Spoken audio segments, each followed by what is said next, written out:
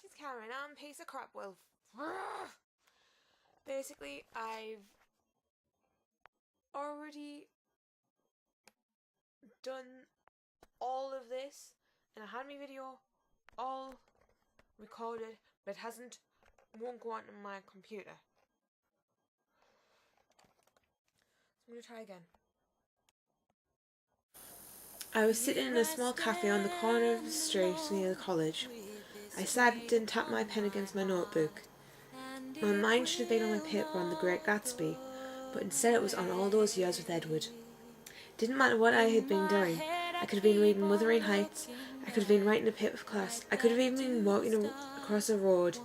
Heck, I could have been talking to someone on the phone, and my mind would travel back to Edward. You would think after 4 years someone like him would have left. He had left an imprint on my heart, and that imprint was never going to fade. I looked out at the streets of Alaska. I'd come here because he'd mentioned it in some time in my past. I couldn't remember when, but really, did it matter? I was casually glancing out of the window to get my mind off this horrible matter of Edward leaving me all those years ago, hoping that maybe, just this once, it would have kept my mind off it. And then I saw him. Edward was standing there. He didn't know I was there because he wasn't looking at me. He was talking on the phone to someone, probably either some other human girl he was messing with, or maybe one of his family one of his family. Didn't matter. I looked back down at my notepad, trying to concentrate. I couldn't. Not anymore. He was there, the only man I'd ever loved. My hands were shaking. I bit my lower lip and closed my eyes. Remember what he did, I repeated in my head. He was the one who broke you apart, who turned you into a wreck. I pulled out my student planner and checked what I should be doing. It was the only thing keeping me sane. Organisation. Order. I pushed my hair back out of my face, a habit I had found myself doing after I'd gotten off my zombie stage. Now instead of hiding myself with my hair, I pushed it back when my mind was busy. I scribbled down my planner that I would have to work on notes for Gatsby later, so I could hand in my final Shakespeare assignment now. Then my whole body froze over. That meant I had to go out to my car. My car was across the street, near where Edward was.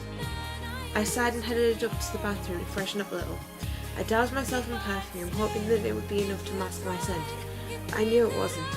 I sighed and brushed my hair back with both hands. I smiled at myself in a mirror. He's just one man, I thought. He can't and won't control you. I took a deep breath and went back out, ordering a black coffee to go. I had learned that people didn't like it when you were moped over alcohol, but weren't as bothered when you were hyped up on caffeine, so I'd gotten addicted to black coffee when I'd started college. Once I had my coffee, I pushed my things in my bag, apart from my planner, my coffee, and my very old, beaten copy of Wuthering Heights. I smiled at the memories that Luke held. All the good ones and all the bad ones. They were from my happier days, not like now. I wasn't a zombie anymore, but I certainly wasn't happy. I decided that after school I was going to get on with my life so that I wasn't going to get beyond by the memories of him. So I'd gotten out of folks worshipping and headed as far away from there as possible.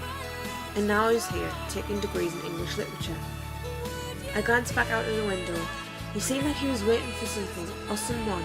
But what? I sighed and made sure I had everything. Pens, paper, books, my planner, my cell phone, my iPod and money. I had everything I needed. I had always wondered if there was an ultimate motive for Edward leaving, but I had always shut that thought out of my head. He didn't love me and I had to learn to accept that. It didn't matter if I loved him, because if he didn't love me, I wouldn't force him to stay. After all, I was only human. It wasn't anything special.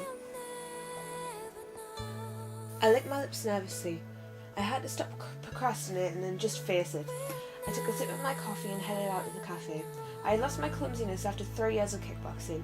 I had used it to keep my mind off unwanted things, but it had also shaped me up and stopped me from falling over. I quickly walked over the road and unlocked my black C30.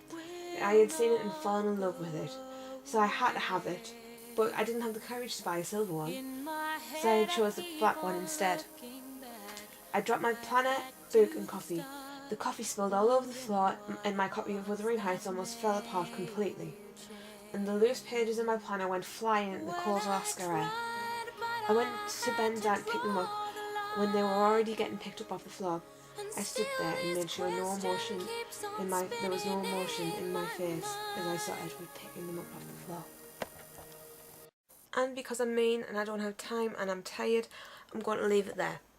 So you still got time to vote for what you want me to do on Thursday. It means I've got to have all the votes in by Wednesday because I need to start making it on Wednesday. It might be out on Saturday if I can't make it by Thursday, but you know, don't hate us.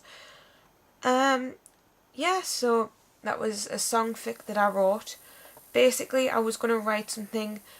I was going to choose one, but I didn't have time to wade through all the ones on fanfic.